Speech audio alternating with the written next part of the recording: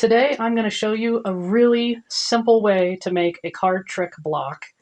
And you don't have to do any cutting. Really, it's I guess you could say it's a no piecing method too. Basically what you're going to need is you're going to need charms, and then you're going to need your background to be 11.5 inches square.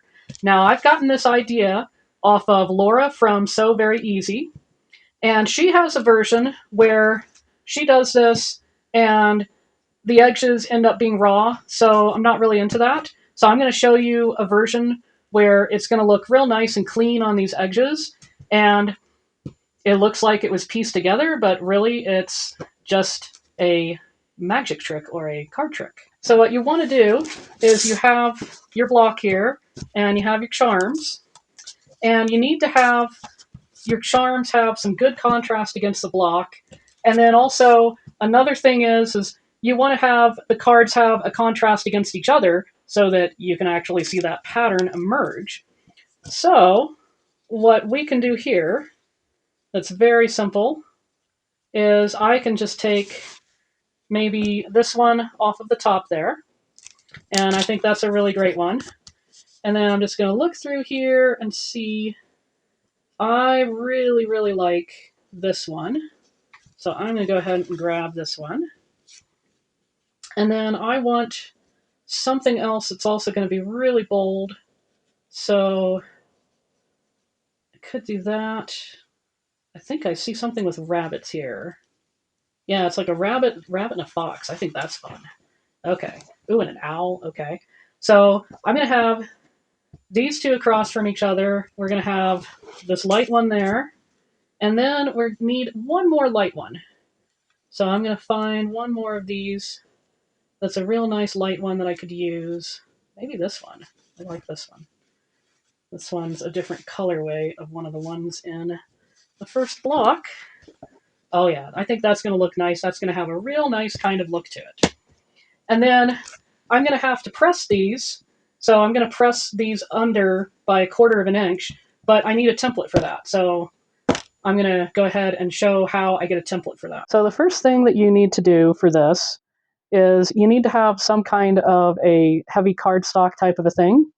And you could use a greeting card. You could use one of those mailers that the politicians send out, the home services people send out in the mail, that kind of thing. All that works great.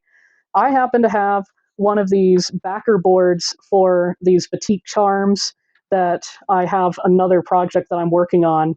And so this is the little backer board for that. And this is absolutely perfect. And what I need is I need 4.5 inches. And so I'm going to measure out my 4.5 inches. And I can just get that marked like that. And good. Okay. And then I could take scissors that I am comfortable using for cutting paper. And so I will do that.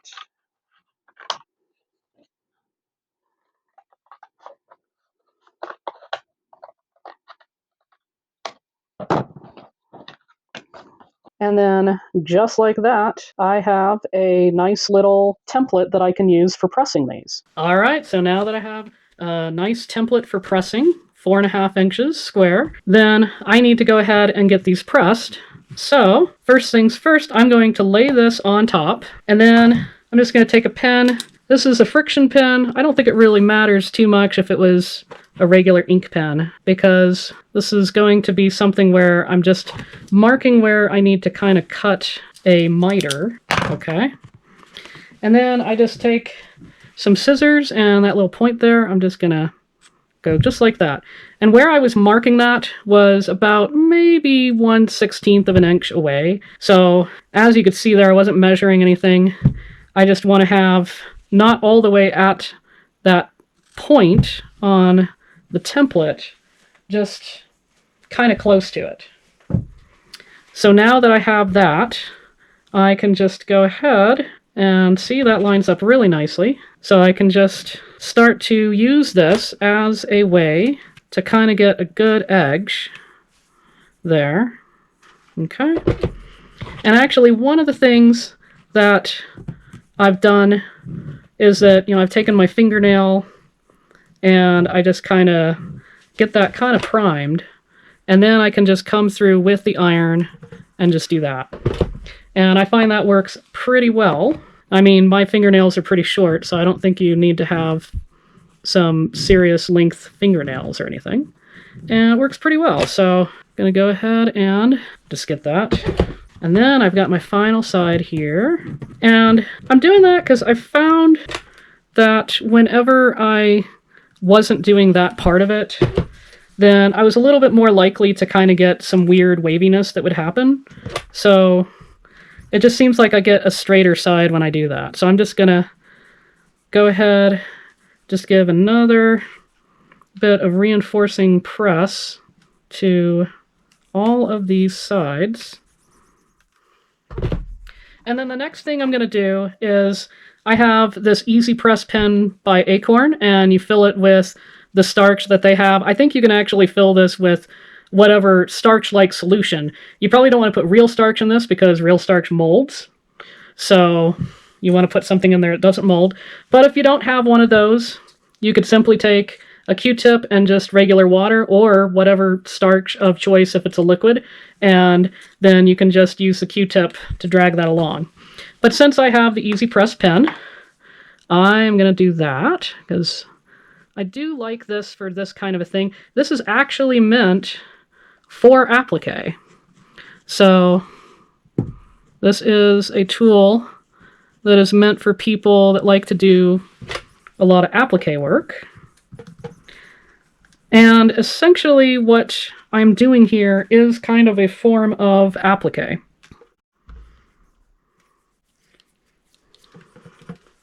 Okay, and there we go. And see, that is so nice and flat. Absolutely what I want. And then I'm just gonna keep going here. Okay.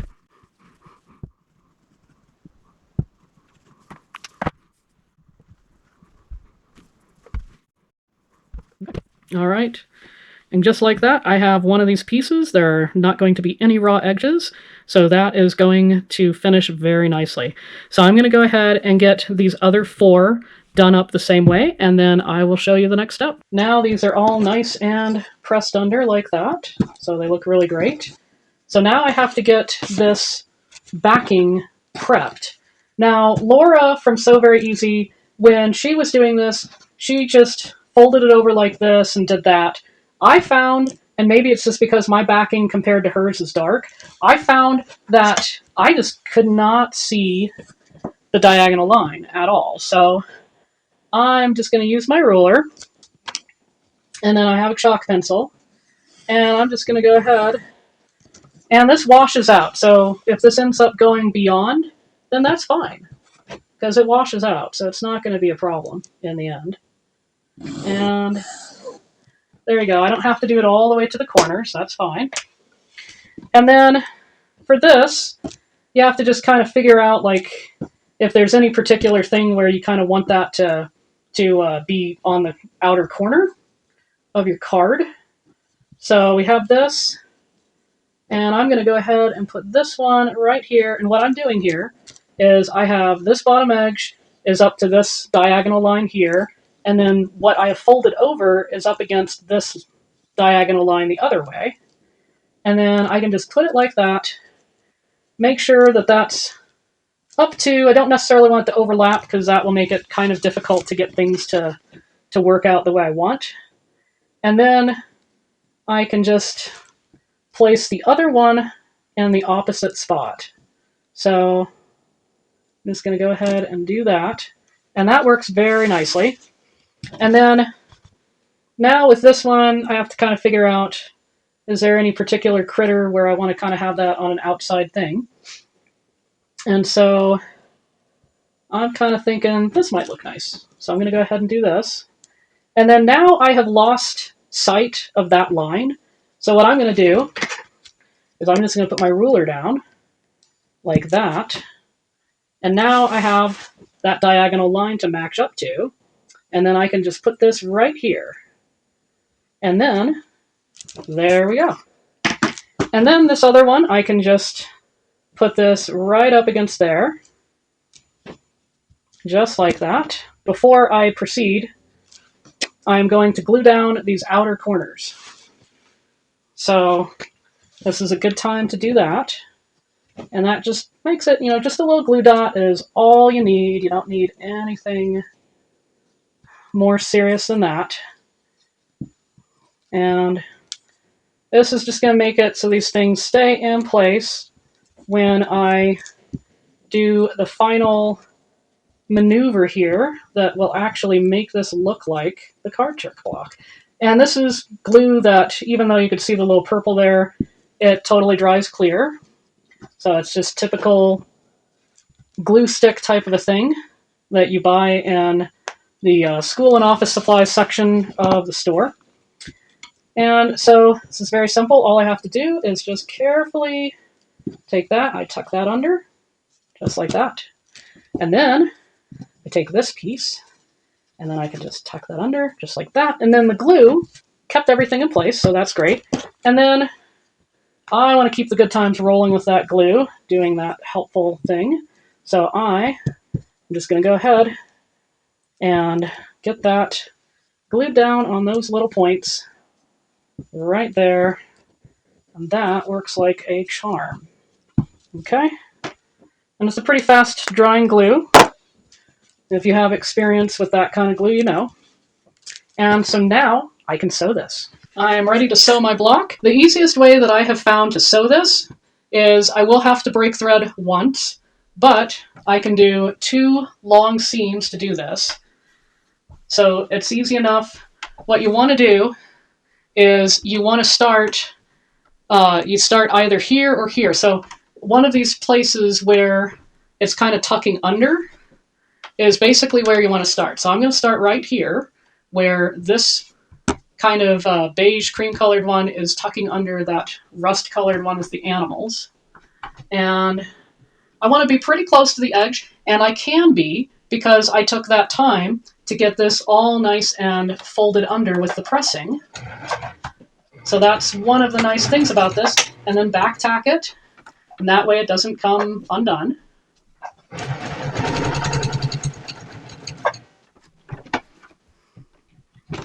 And of course, this is a point where you can go ahead and figure out your matching thread, or you could use a 100 weight thread or an 80 weight thread.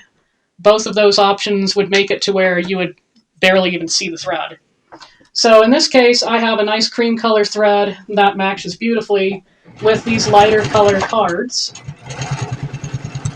And if I really wanted to make it match, then I could find more of kind of like a rusty brown thread and do it on the other part.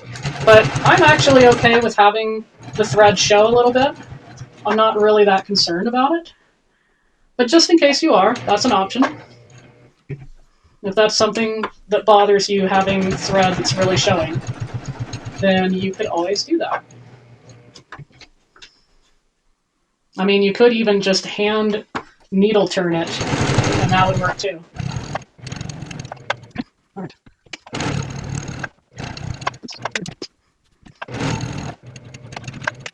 All right, that's the first one. So just like I said, you want to find it where it tucks under. So tucks under there, tucks under here. So this is the closest to me. I'll just start with this one first.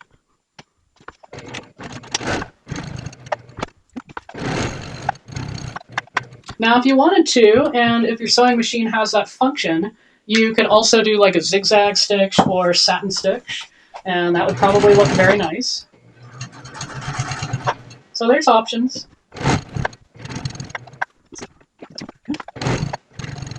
Right up against that edge, and then I just pop it over to get it onto that opposite card. Just like that. And that looks really nice.